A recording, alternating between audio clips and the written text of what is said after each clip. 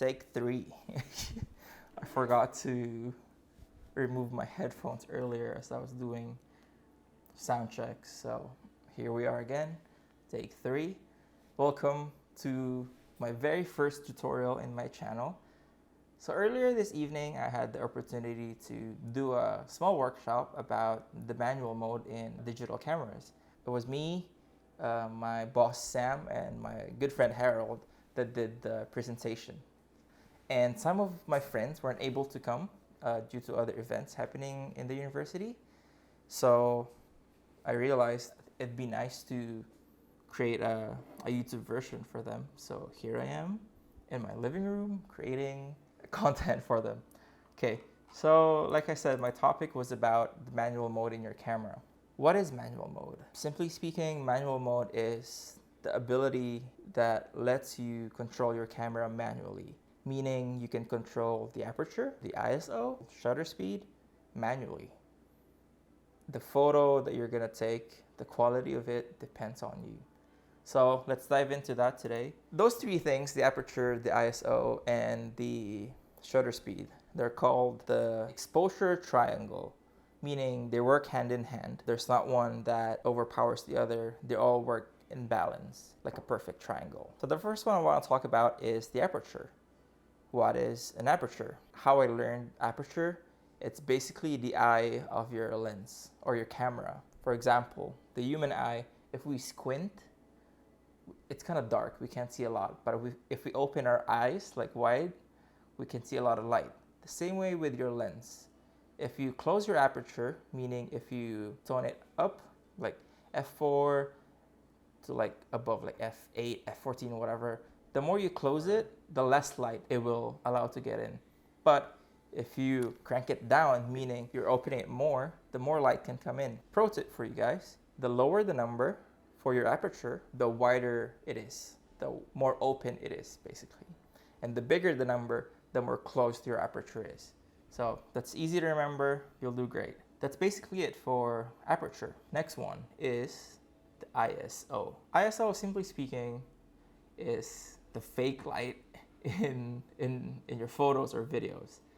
Meaning it can help make your photos brighter by cranking up the ISO. At the same time, if you crank it down, it's gonna make your photo darker. The general meaning for ISO is basically the camera sensor's sensitivity to light. So the higher it is, the more sensitive it is to light. The lower it is, the less sensitive it is to light. Again, for the aperture, ISO, and shutter speed, they work hand in hand. Just because you can control the light with your ISO, it doesn't mean that you're gonna forget about your aperture. So that's it for ISO basically. The lower the number, the less sensitive it is to light. The higher the number, the more sensitive it is to light coming into your sensor. Last one we're gonna talk about is shutter speed. For me, shutter speed is about motion. Even though it measures seconds, for me it is the way that you can capture motion. Let me share some examples. A slow shutter speed, meaning a longer shutter speed, the more motion that you can capture, like this photo. But the faster your shutter speed is, the less motion it would get, like this photo. Shutter speed is measured in seconds. It starts from 1 second down to 30 seconds. From 1 second, it would also go up to 1/8,000th of a second. So the higher the number in fractions, meaning numbers such as 1/8,000, those are the faster shutter speed. But on the other side, we have the 1 second, 2 second, 3 seconds until 30 seconds, even bulb mode. Those are the slower shutter speed, meaning it's a longer duration that your camera shutter is open. Let me show a few examples so you can understand shutter speed a bit more. In this photo, we can see that the subject is frozen. It's because we used a very high shutter speed. But in this photo, we can see that the subject is a bit blurry and you can see its motion. It's because we used a lower shutter speed. Now, if you combine the shutter speed, the ISO, and aperture perfectly, you can create photos like this. Or this photo, even this photo. There are different types of things that you can do with photography.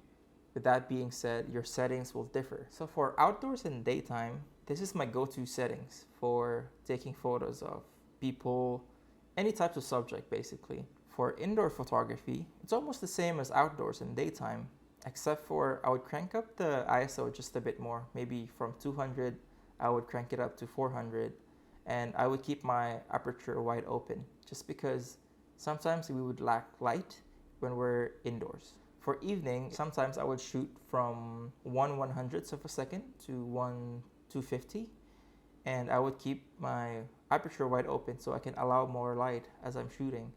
But for this one, I would push my ISO until 6 to 400, depending on the needed light. Sometimes I would just leave it at 500, and then I would take it to Lightroom and then edit it properly.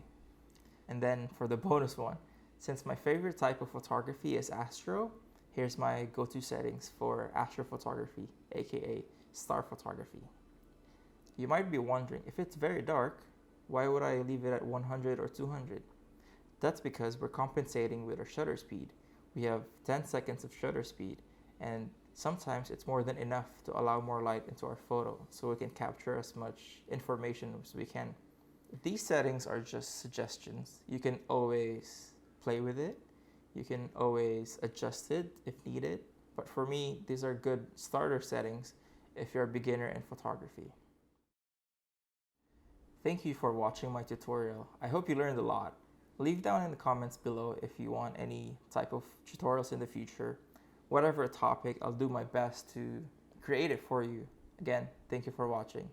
Mahalo.